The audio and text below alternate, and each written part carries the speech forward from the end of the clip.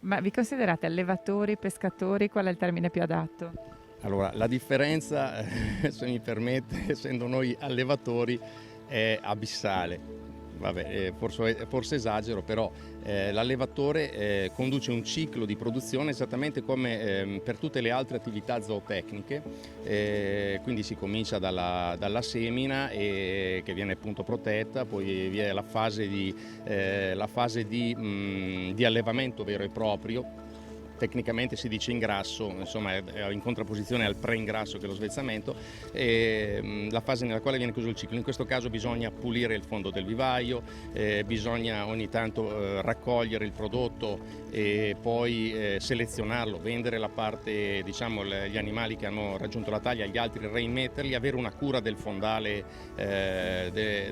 estrema, e quindi è assolutamente comparabile con qualsiasi tipo di produzione zootecnica o agricola. La pesca è un'altra attività. La pesca significa investire nella barca da pesca e andare a raccogliere il prodotto che nasce naturalmente nelle aree appunto di presenza del mollusco.